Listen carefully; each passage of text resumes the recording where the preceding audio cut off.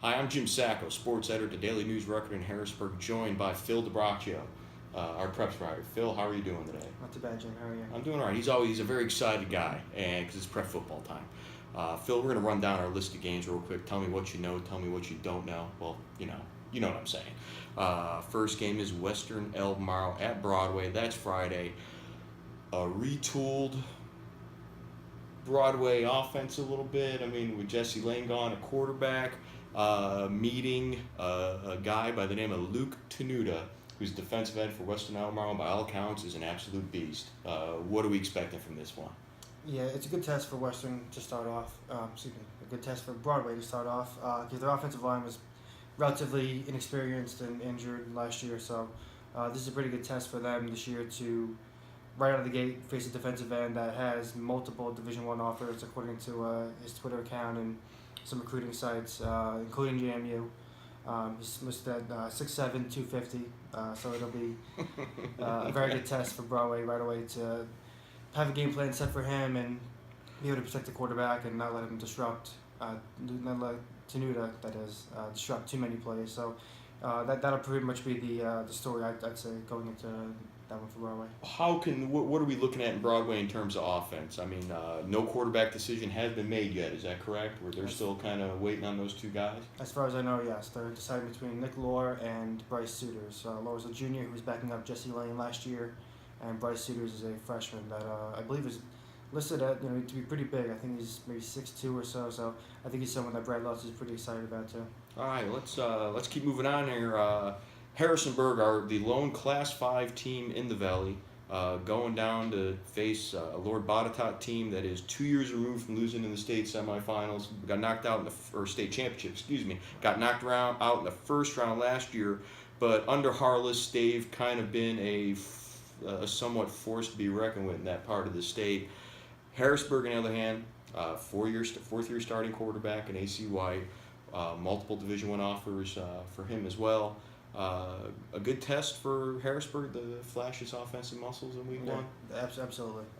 What Chris Thurman, Harrisonburg coach, was saying is he believes that Harrisonburg is going to be more athletic than what Botetourt is, but he thinks Botetourt's bigger than pretty much anyone that they'll see all year. So it's a great test for them right away. And Harrisonburg, if everyone's to be believed, is the team to beat around here. So I think this will be a great test for them, and they've got a pretty tough non-district schedule. They start with Botetourt, and they'll face Hanley. They'll face Brookville, and they'll face Charlottesville as well. So it's a really tough start to the year, but this will tell us where Harrisonburg is for sure going, week one right away. And on the head coaching front, it's a battle of wits between two former college athletes, football players in the state of Virginia. Harless, I believe, was an All-American at Emory and Henry down in Emory, Virginia, on the Division III level. And as we all know, Chris Thurman had a pretty solid career playing at James Madison. So that's just a little your fun fact of the day. Moving along, Turner Ashby heads down to Stanton to face its former Valley rival, now in the Shenandoah for the first time, Robert E. Lee. First-year coach for TA. What are we looking at out here? It'll be the debut for Chris Frazier, who's taking over for Charlie Newman, who stepped down in January after 14 seasons as head coach, I believe 32 seasons overall. By all accounts, it sounds like TA's transition's gone pretty well. Chris Frazier's been very happy with the effort he's gotten from his kids at TA, and it seems like the kids are pretty receptive to him and the changes that he wants to bring in as far as bringing in the wing T and kind of just his way of doing things. He's got plenty of experience. He's been a head coach. This will be his 19th season as a head coach. So I think it's a new era at TA, and I think they're all pretty excited about it. Offensive wise, what's TA? I mean, they lose De La Cruz, who was just a speedster and for him last year. I mean, what are we looking at offensively for this team? They lost De La Cruz, and they also lost Cody Warner, who had quite a year too, even moving from running back to quarterback midway through the year.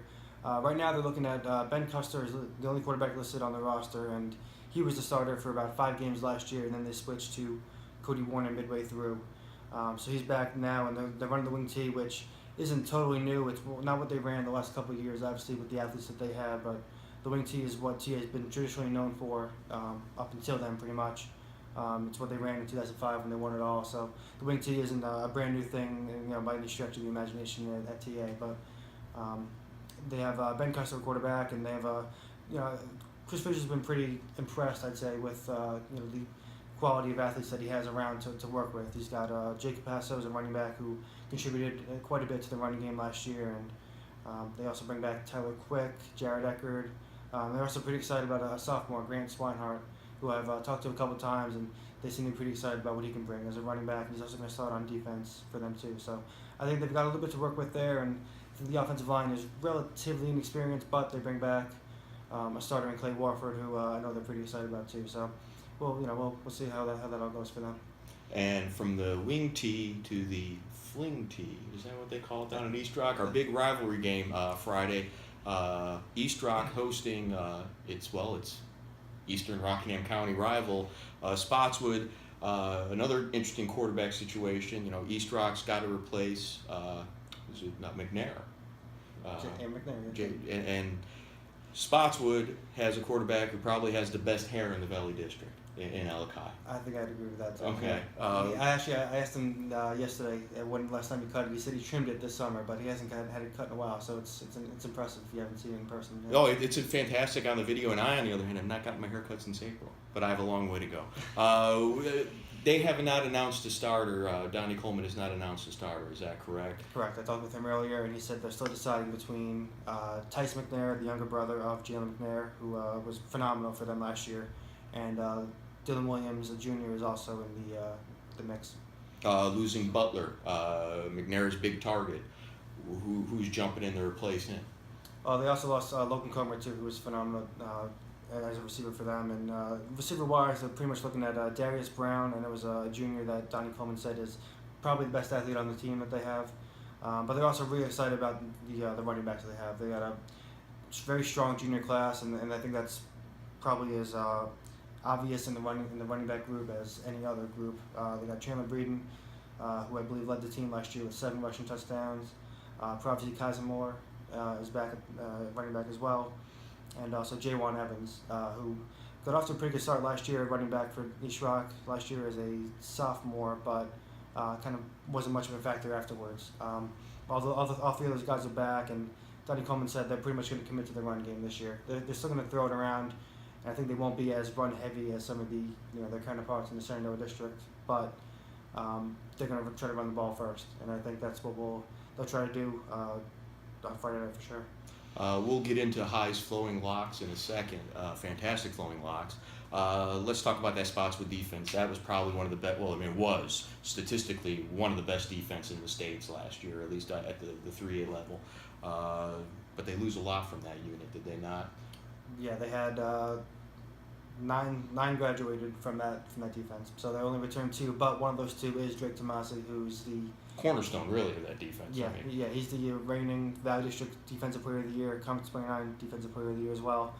They expect a lot from him. Also, when you command all the attention that Drake Tomasi is going to command, you might question how much he'll be a factor. But Dale Shiflett, coach at Spotswood, has said he's too good not to make plays. Exactly. So I think that talent would override just a little bit of that, but that's going to be an issue. I mean, it would, him being singled out is going to be an issue for him.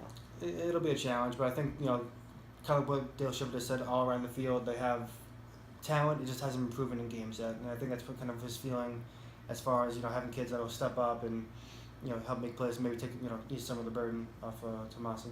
Let's talk about that fantastic hair and the guy who has an arm underneath it in Alakai. He's going to get more control of this offense this year. That's obviously a good thing. Definitely. It's year 2 of Dale Shiflett's tenure at Spotswood, and he had Alakai to start pretty much 9 of the games last year. 9 plus the playoffs, whatever that equals. Yeah. However many games there are after that, I guess 2 games, whatever.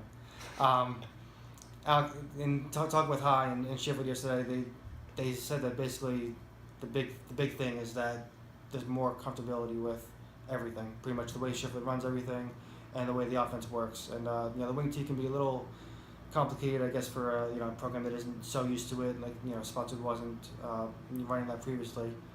But the added comfortability, I think, is a huge thing, and they all seem to be pretty confident in kind of what they can do offensively with that added familiarity with it.